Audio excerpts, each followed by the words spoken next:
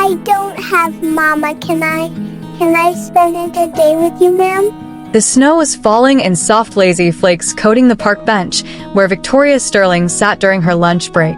At 35, she was the youngest CEO in her company's history. Having taken the helm of Sterling Media Group 3 years ago after her father's retirement, she wore an elegant cream-colored coat perfectly tailored with a camel-colored scarf wrapped around her neck. Her blonde hair was styled in soft waves, her makeup flawless despite the cold. She was checking her phone, responding to the endless stream of emails that never seemed to stop when she heard a small voice. Excuse me, ma'am. Victoria looked up to find a little girl standing in front of her, maybe 4 or 5 years old. She had light blonde hair pulled into a messy ponytail and wore a brown hooded coat that looked slightly too large. In her small hand, she clutched a worn teddy bear. Yes, Victoria said, softening her tone automatically.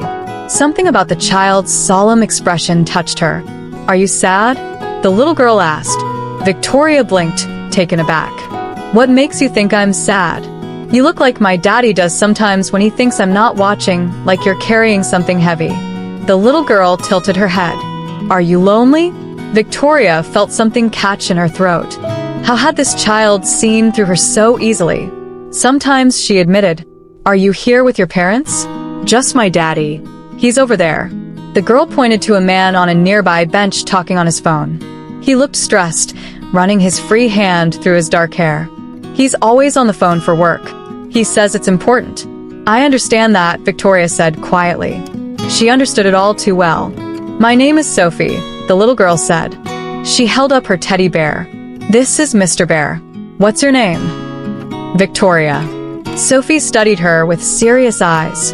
Then, in a small voice that nearly broke Victoria's heart, she said, I don't have a mama. She's in heaven. Daddy says she's watching over me, but sometimes I really wish I could see her, talk to her, have someone to do girl things with. You know. Victoria's chest tightened. I'm so sorry, sweetheart. That must be very hard. Daddy tries. He really does. But he's always working, and he doesn't know how to do braids. And sometimes I just want Sophie trailed off, then looked up at Victoria with hopeful eyes. Ma'am, can I spend a day with you? Just one day. You could be my mama for a day. We could do girl things. I promise I'll be good. Victoria felt tears prick her eyes. Sophie, I please. Sophie's voice was so small, so hopeful. Just one day. Daddy's always busy, and I don't have anyone to do mama things with. We could get ice cream or look at pretty things, or you could teach me stuff that mamas teach their little girls. Please. Victoria looked at this small child, at the loneliness in her eyes that mirrored Victoria's own, and felt something shift in her chest. She glanced over at the man on the bench, still absorbed in his phone call, clearly stressed and overwhelmed. Let me talk to your daddy first. Okay, we need to make sure he says it's all right. Sophie's face lit up like Christmas morning. Really? You'll ask him? I'll ask him. Sophie grabbed Victoria's hand and pulled her toward the man on the bench. As they got closer, Victoria could hear his side of the conversation. I understand the deadline, but I'm a single parent. I can't work 16-hour days anymore. There has to be some flexibility. Yes, I know the project is important. I'm doing my best. He looked up as they approached and quickly ended the call. Up close, Victoria could see he was probably in his late 30s with kind but tired eyes. He wore jeans and a dark jacket and looked like he hadn't slept well in days. Sophie, honey, I told you not to bother people. His voice was gentle but worn. I didn't bother her. Daddy, I asked her something important. Sophie looked up at Victoria encouragingly. Victoria extended her hand. I'm Victoria Sterling. Your daughter just made a very sweet request, and I wanted to discuss it with you properly. The man shook her hand, his expression cautious. I'm James Wilson. What kind of request? She asked if she could spend a day with me to do girl things and have someone to be her mama for a day. Victoria's voice was soft. She told me her mother passed away. James's face crumbled slightly. Sophie, honey, you can't just ask strangers. But she's not a stranger anymore. Daddy, her name is Victoria, and she's really nice, and she looks lonely like us, and maybe we could all be less lonely together. Sophie's words tumbled out in a rush. James looked between his daughter and Victoria, clearly torn between protecting his child and recognizing her need. Miss Sterling, I appreciate your kindness, but we couldn't possibly impose. You're not imposing, Sophie asked. And honestly, Victoria paused, surprised by her own honesty. I think I need this, as much as she does.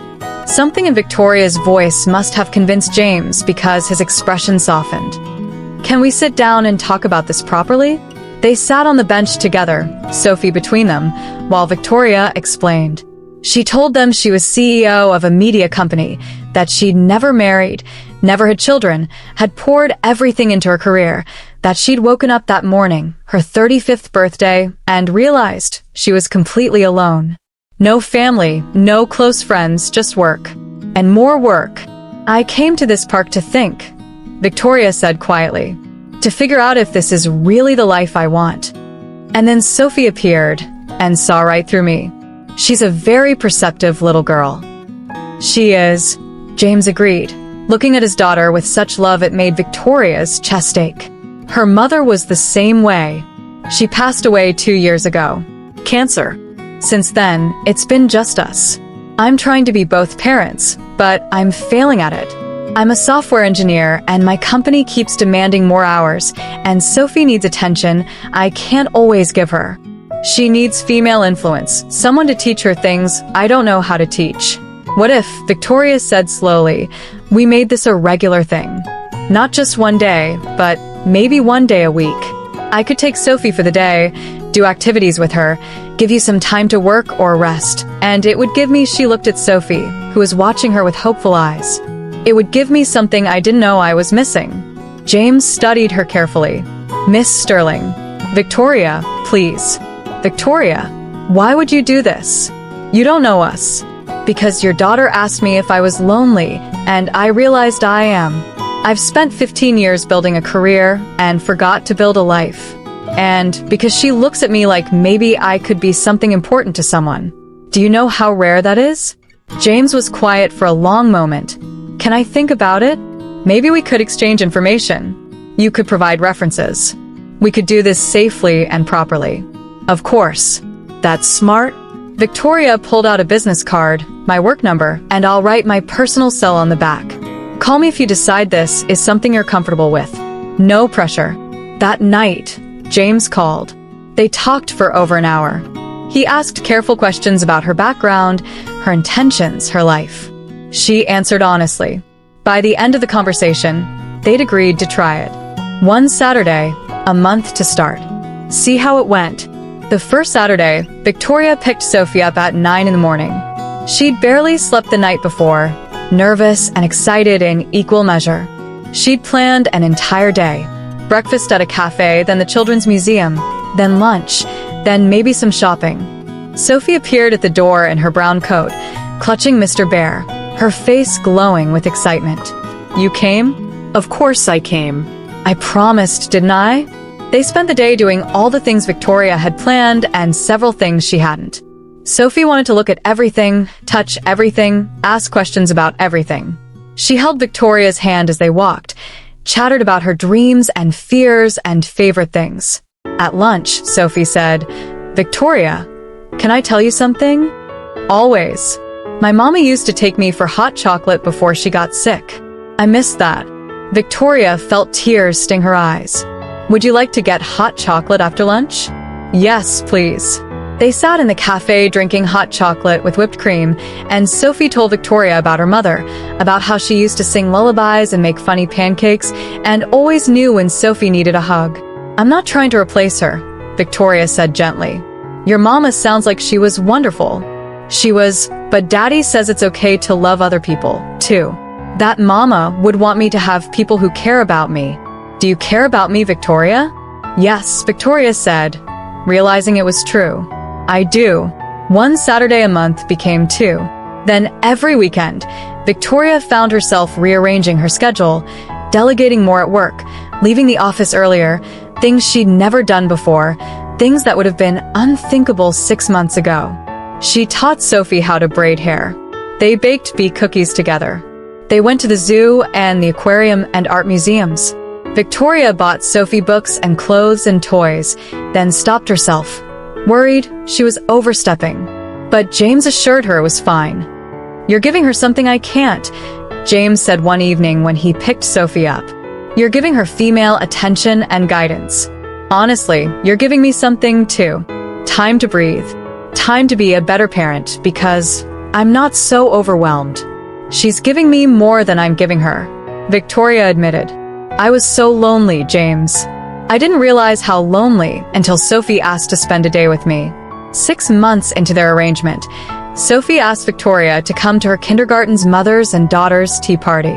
"I know you're not my real mama," Sophie said carefully, "but you're the closest thing I have. Would you come, please?" Victoria attended the tea party, sitting with Sophie at a small table, drinking pretend tea from tiny cups.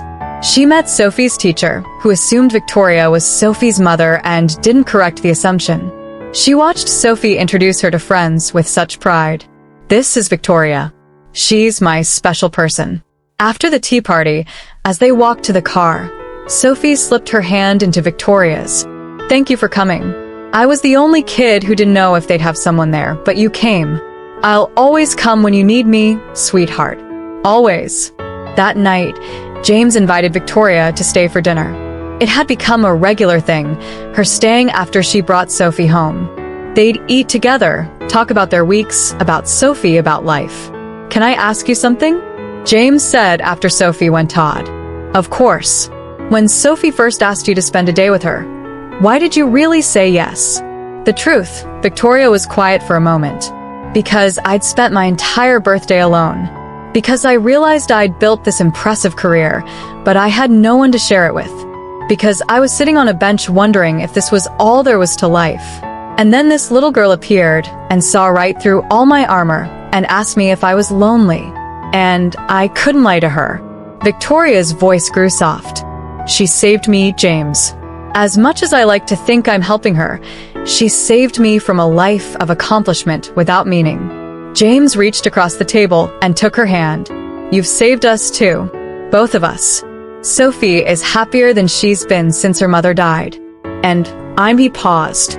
"I'm falling in love with you, Victoria. I didn't plan it. I didn't expect it. But watching you with my daughter, seeing how you care for her, getting to know you these past months, I'm in love with you." Victoria felt tears slip down her cheeks. "I love you too, both of you. This family you've let me be part of. I love it more than anything I've ever built or achieved." They were married a year later. Sophie was the flower girl, carrying Mr. Bear and a bouquet of flowers beaming with pride. At the reception, she gave a speech that made everyone cry. "I asked Victoria to be my mama for one day," Sophie said seriously.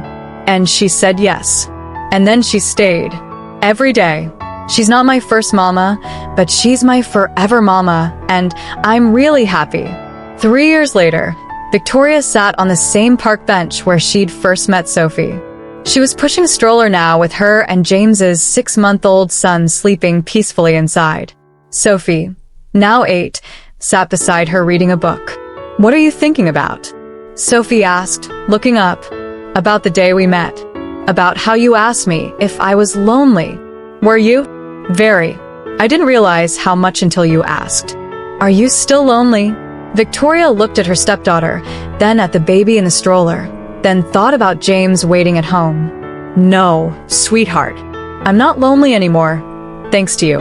I'm not lonely either." Sophie leaned against Victoria's shoulder. "You know what?" "What?"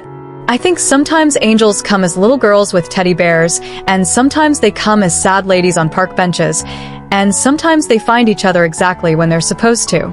Victoria kissed the top of Sophie's head. "I think you're exactly right." Later, Victoria would think about how one question from a child had changed her entire life. How can I spend a day with you had turned into forever. How the loneliest moment of her life had been the beginning of the greatest gift she'd ever received. She'd been sitting on that bench, successful and accomplished and completely empty, wondering if this was all there was. And a little girl with a teddy bear had appeared and offered her something more precious than any achievement or accolade, a place to belong, a family love. Victoria had spent years building an empire, but Sophie had taught her that the most important thing you can build is connection, family, home. The career was still there.